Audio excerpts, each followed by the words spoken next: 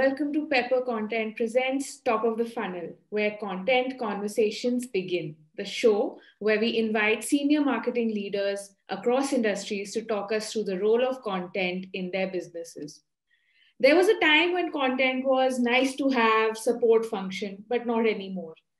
Content and content marketing has become central to marketing. From meeting rooms to boardrooms, everyone wants to know content plan kya hai? And this change is what we are here to capture in the Top of the Funnel series. I'm your host, Natasha Puri, and today's guest is the head of marketing at Whirlloop, a conversational support platform that caters to companies like ClearTrip, Nykaa, Decathlon, just to name a few. Our guest, Siddharth Sharma, has over 12 years of experience helping organizations achieve results at scale from marketing. Having worked at companies like CleverTap, Simplilearn, Manipal, I'm 100% certain that Siddharth's insights will be super valuable to us. So welcome to Top of the Funnel, Siddharth. I'm so happy you agreed to do this for us. I'm excited to talk to you as well, Natasha.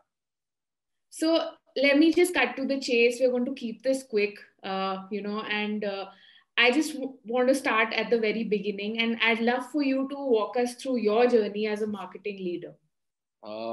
Not sure if I'm a leader or something, but yeah, I can walk you through my journey, right? Had a very typical non-linear career, atypical non-linear career. I started off my career, like if I go back up post my engineering as a front-end developer and a back-end developer at Infosys, did a lot of projects, moved to pre-sales, then moved on and did my MBA, right? Mm-hmm. It's an age-old saying, right? If you're confused after 12th in India, what do? You do engineering. If you're still confused, you get into IT services company like an Infosys, Wipro, TCS. If you're still confused, you go do an MBA. Even then, if you're confused, you pick up marketing in that, right? Because it's like the catch-all, right? So I did all the catch-alls, right? I mean, I went into all the catch-alls and I was like, okay, I've done marketing. Post-marketing, post my MBA, joined Manipal, so I would say luck has played a huge factor in my career. I've been fortunate enough to work with really great, amazing leaders, right? I've had brilliant managers and brilliant chief marketing officers who I could go talk to, who would share their insights with me at will, right? Who would basically every single day would exhibit what you would say, the mysterious madmen who would work their craft. So I was lucky enough to be in contact, in close, be in close proximity to them and see how they function. So I've learned a lot from there. I have never thought of marketing as making a career in marketing. I just liked marketing, just liked it because I felt it's, and I really like the growth part of it. I used to, because coming from an engineering mindset, I used to be like, okay, let me see if I can, if it can be programmed to do what I want it to be done, right? Can I program marketing, right? So yeah, I was fascinated with growth, and tech obviously played a big part in it. Digital took off by the time, and then, like I said, I was lucky enough that I was at the right place at the right time. Digital took off the time I started my marketing career. So I had a lot of, headwinds going into that. I used to work and write on APIs to basically send my email tool the information from my CRM. I've written hard coded it myself, right? So was there to moving on, working with HubSpot and Markovs, and then basically moving on to lead a digital marketing team at CleverTap. That's been my journey, right? I've just taken whatever I felt that I did not know in marketing. I've just basically taken that role. And I was, like I said, I've been lucky enough for some great marketing gurus or leaders to trust in me and tell me, okay, I'll let you take up this challenge, right? While I had zero knowledge in it, right? So yeah, that's pretty much me. I think you're being extra humble, but we'll just kind of ignore that. And I'll ask you, let's just cut to present day, and why don't you tell me what does leading marketing at Whirlloop look like? And of course, it's an enterprise software company, as I understand it. It's B2B marketing.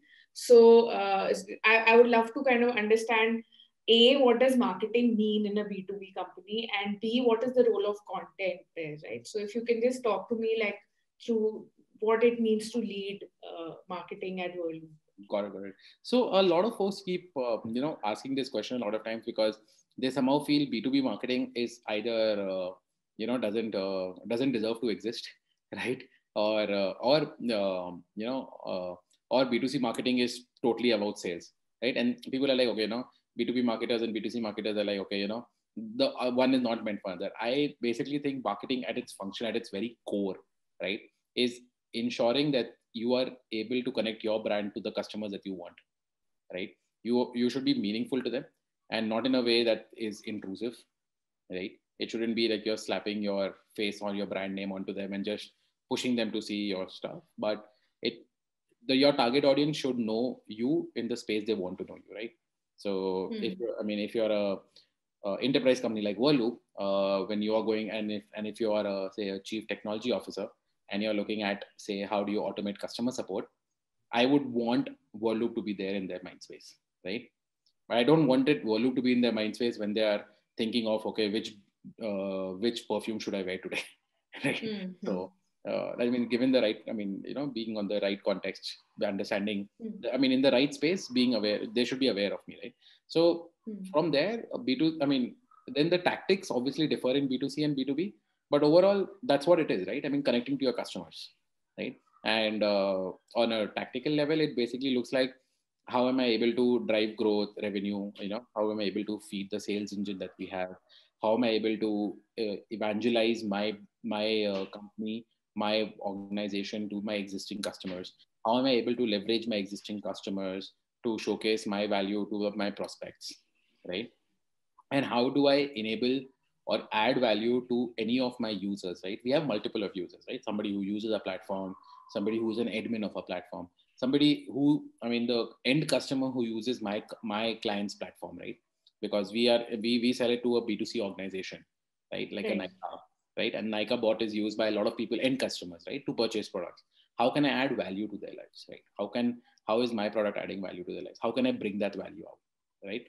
That's pretty much what leading marketing for a B2B enterprise company looks like.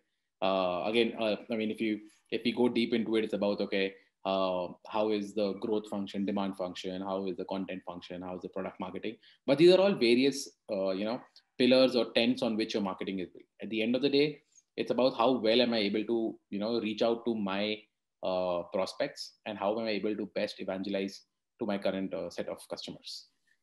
So let's narrow down to content now, right? So, I want to really focus on how content can be used. And I guess it's not just one aspect of marketing that content caters to, it's across all boards, right? So from lead generation to CRM, etc. Right. Content kind of plays a role everywhere. So let's talk about that. How do you manage that at Whirlpool? How does it work? How has it changed since you've joined, some insights around that? Yeah. So I'll answer your last question first. How has it changed, right? I'll go back to the early days of 2008-ish, 9-ish. Like you said, yeah, content. Somebody's writing content. It's okay. Somebody writes a blog. Okay, you have a blog, great, right? To a fact that now that the way I look at content is like the heart of my entire marketing machine. Marketing owns two functions: production and distribution, right? And slightly, I wanted to make it slightly old age-ish, like in terms of terminologies. So the production is, without the production, there is no distribution, right? Like, okay, your distribution might not be effective, but at least if you have something which you have produced, it is still that the road exists, right? So imagine you're laying down a track, right? The train might not run on it today, right? But at least you're providing an option for it to run, right? But imagine if you don't even lay down the track, right? There is no content. So if there is no content, there is nothing, right? The production is the content. From a marketing terminology, production is the content, right? Whether you're creating copies for your landing pages, whether you're creating ads for your LinkedIn, whether you're creating your blogs, whether you're creating ebooks, whether you're creating videos, whatever, right? These are the production things, right? This production is basically tied down again back to what is the role the content plays, right? The content plays a myriad of roles, right? Again, all the KPIs that the marketing leader owns is indirectly owned by content itself, because you want to evangelize to your current customers what it is. You have product marketing, right? You want to attract more customers. You have demand generation, which is led through content specific ads, or even your landing page has to be interactive enough for your prospects to come down and fill up a form, right? You want to build brand awareness. Your video script should be great enough to create that space, or hit that point home about who you are, what you do, and who are you for, right? So content plays. I mean, I think content is the heartbeat of marketing, any marketing engine, right? It cannot just be a function in itself. It is, it's everywhere. When it comes to building a team of marketers or hiring people, how do you see that has changed as well with this? Has your approach to that changed while you're hiring marketers? Because there's this talk about marketers being storytellers now, all of that, and there's that set of skills that marketers need to have now, which I don't think was always the case, right? So if you can shed some light on how would you go, what are the top 2-3 things you look for when hiring marketers to work with you? So again, it depends upon what I'm hiring for, right? And let me focus specifically on content, right? When I'm looking at hiring any content marketers, right? One of the things that I typically look out for is what are they passionate about, and what have they written about, right? So if they're able to communicate, if somebody is able to communicate what they had to communicate in a manner that the end user understood.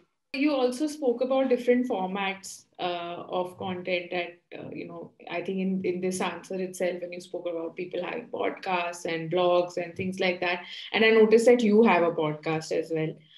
You're also very kind of active on LinkedIn. There's a lot of content that you are putting out there. So I want to kind of bring focus to that now, because also there's a lot of personal branding that, a lot of people have started indulging in. So storytelling and content is not restricted to just brands. Right. It's about, about you, yourself. So how important has it become for individuals and brands to embrace content creation as a way of life? And how much of what you are doing personally actually impacts, do you take it to your marketing strategy at work? Does it, and vice versa, how much of it impacts your work? So I always think that being authentic is always should be the focus of whatever you're doing, right? You shouldn't do a podcast because somebody else is doing it. You want to do a podcast because you have some real good value that you want to bring out, and you want to showcase it and you feel that your target audience is in that space, right? Now, maybe my customers are on Instagram, right? Then my brand should be on Instagram, right? Not necessarily I should be on Instagram, but it helps if I'm on Instagram because it adds that more authenticity to that message, right? So definitely a lot of the way content is created, the different formats, brands have to adapt to it, right? Because buyers are changing, right? People are no longer interested in, say, a sheet of comparison feature by feature sheet, right? And a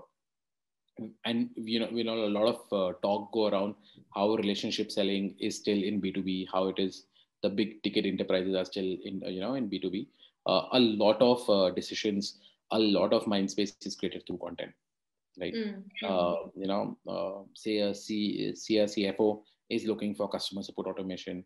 They look at, okay, how can you build a WhatsApp bot, right? Or how to build a WhatsApp bot. And if your content tracks first and in the format that they like it, say maybe you have a video over there and they like to watch videos and it is formatted well, you have basically managed to create a space in their heads, right? You've got that mind space for yourself, right?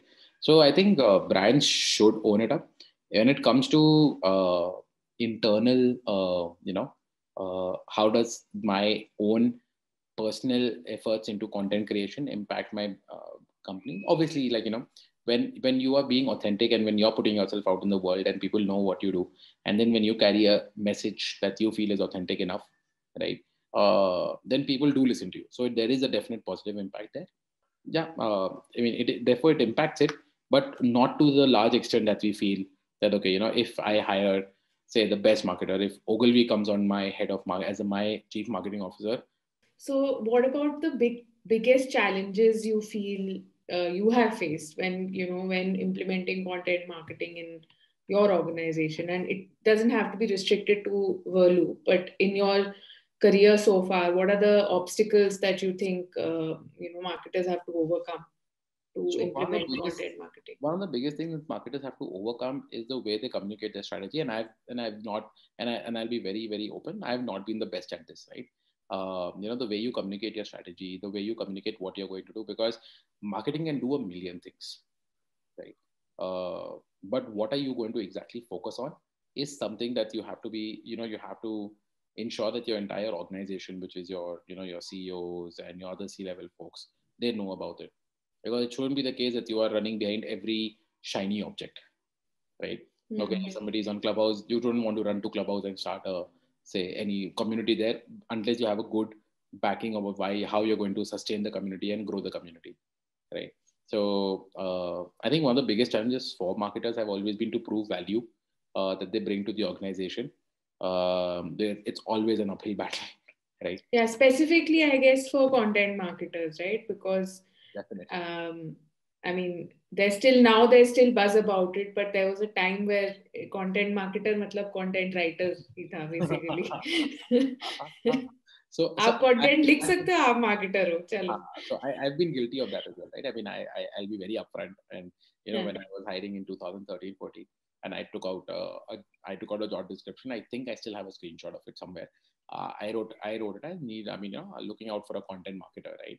And somebody who I had pushed a lot through was somebody who was an editor, right? They were not a marketer; they were an editor, right? But I was like, okay, somebody who can write, like you said, right? Somebody who can write content. Yeah, okay, okay. Every time I see a job description that says content strategist, experience, fresher or 1 year, कि strategy बनवानी है fresher से, और चाहिए writer but बोल रहे हो strategist, चाहिए राइटर बट बोल रहे हो मार्केटर. मतलब जो इंसान 10 साल कंटेंट मार्केटिंग करके ऐसे लगता है कि क्या किया, बिकॉज यहाँ तो 2 साल के एक्सपीरियंस के कंटेंट मार्केटर हायर हो रहे हैं. It's just I think the awareness in the organizations itself, right? A lot of folks are not able to differentiate between content creation, content marketing, and content strategy, right?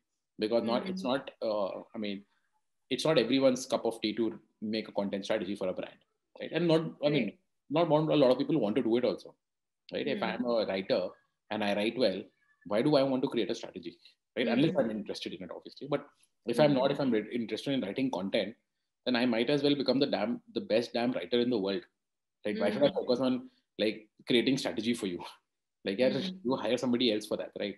So a lot of people don't. I mean, a lot of organizations are not matured enough to hire somebody.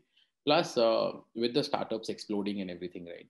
A lot of folks have been just been like, okay, hire somebody who knows how to write content, because we don't know how to write content, right? And this has typically been the case because a lot of founders do not get marketing, right? And whether a lot of founders like this or not, and whether they do not agree, they might not agree to this, but they don't get marketing. They feel marketing is like it's like a autocorrect filter on an image, right? You press that button and everything becomes okay within one day, right? I told you today that I need like say 10 million in pipeline. Tomorrow morning it should be ready.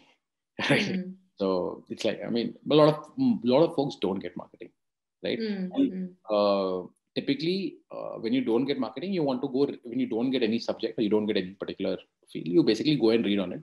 And it's been the curse of marketers that there are these bunch of marketers who also offer this easy, simple hack to get 50,000 views in a day.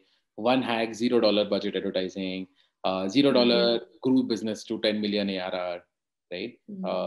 So a lot of folks are like, okay, see, everyone's doing this. So everyone's been trained in a particular, this internet. How I would say that the curse of internet marketing, right? The internet blogs where people, these people read up very quick. Everyone reads up like, okay, I've read 5 blogs and they have told me you can implement a full scale enterprise marketing at $0.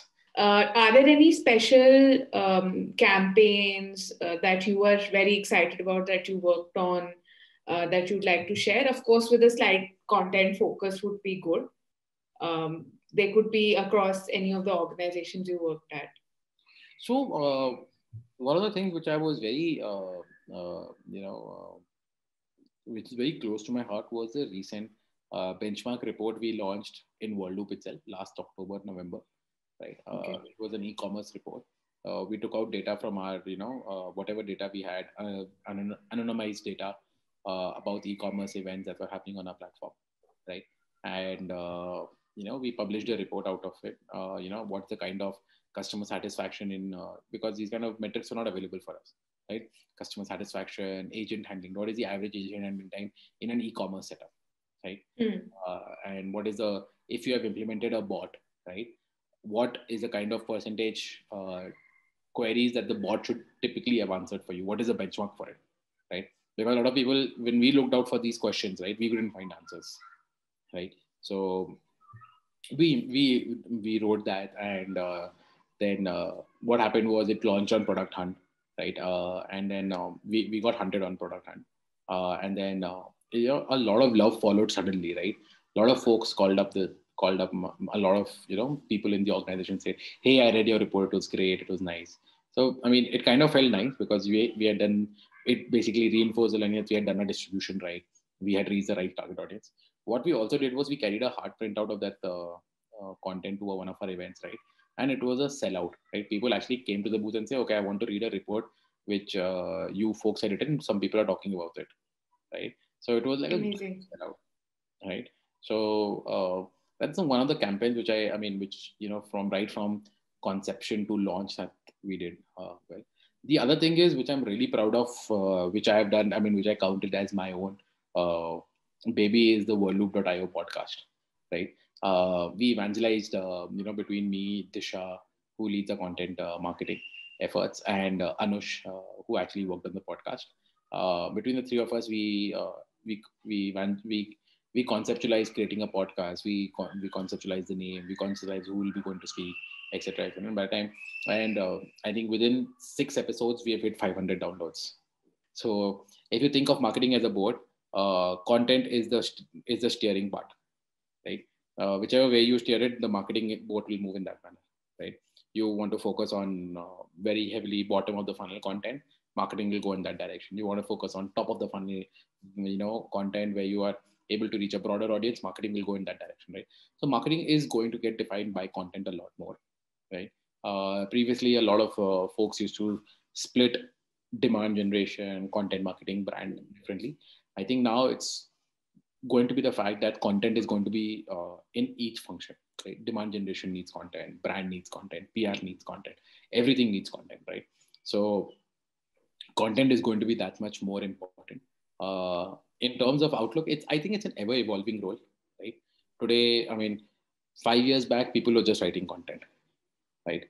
Now, content marketers, storytellers, these kind of words, buzzwords have come up, right? 5 years down the line, there would be something else completely around this.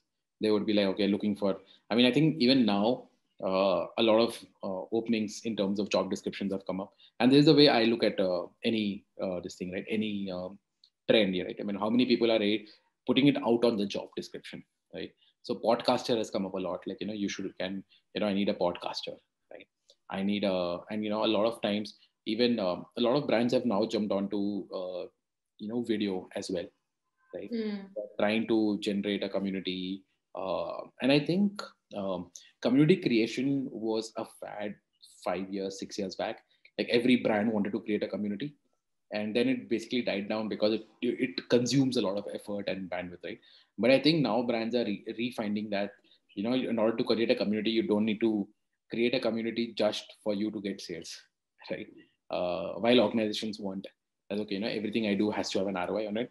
You might, I mean, a lot of organizations are also waking up to the fact that if you can add value, right, then folks are anyway going to buy from you, right? So community focus is coming back, right? A lot of people are trying to create a community of so if you're targeting, say, if Pepper Content is targeting marketers, Pepper Content is trying to build a community of marketers around themselves, who they can reach out to, who they can talk to, not necessarily for a sale, but necessarily it can also be for the case that, okay, I'm going to, I just need you to be in my community. I want to do, if you're going, if how can Pepper content add value to a marketer's life? Yeah, it's a lot of exchange of value and information, and less focus on sales. And I hope that continues. And I think it will. you know, I think it will. A lot of folks and a lot of marketers, and I think in a lot of even what do you say, head of marketing and chief marketing officers, right?